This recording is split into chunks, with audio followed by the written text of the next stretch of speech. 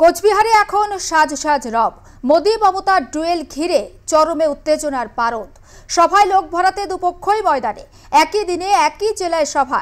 তাই সভায় লোক ভরানোটা একটা বড় চ্যালেঞ্জ বিজেপি তৃণমূল দু দলের কাছে।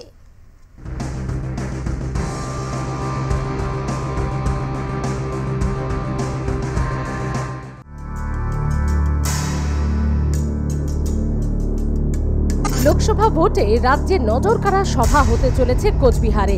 একই দিনে দুই সাংবিধানিক প্রধানের সভা ঘিরে প্রস্তুতি তুঙ্গে।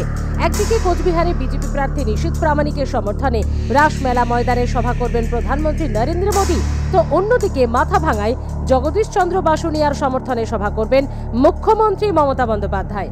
তাই মোদী মমতার সভা ঘিরে রীতিমতো শোরগোল পড়ে গেছে উত্তরের এই জেলায়।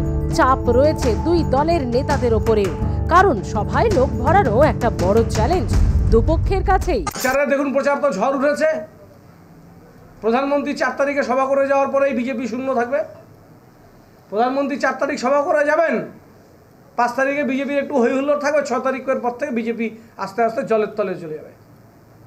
বিজেপিকে আর পাবেন না। প্রধানমন্ত্রীকে আরও দুবার আসতে বলবো।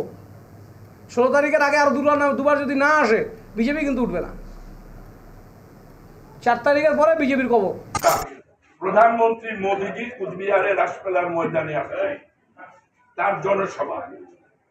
এই জনসভায় সর্বস্তরের সর্বধর্মের মানুষকে আমরা আহ্বান করছি। এই দুই হাই ভোল্টেজ সভা ঘিরে নিরাপত্তার বিষয়টিও বেশ গুরুত্ব। ইতিমধ্যে প্রধানমন্ত্রী নিরাপত্তার দায়িত্বে থাকা স্পেশাল প্রোটেকশন গ্রুপের নিরাপত্তা কর্মীরা কোচবিহারে পৌঁছে মাঠ পরিদর্শন করেছেন। প্রথম দফার ভোট শুরু হচ্ছে 19 এপ্রিল। ওই দিনই কোচবিহারে রয়েছে ভোট। কোচবিহার থেকে শরদিন্দু ধরের রিপোর্ট, আর প্লাস নিউজ।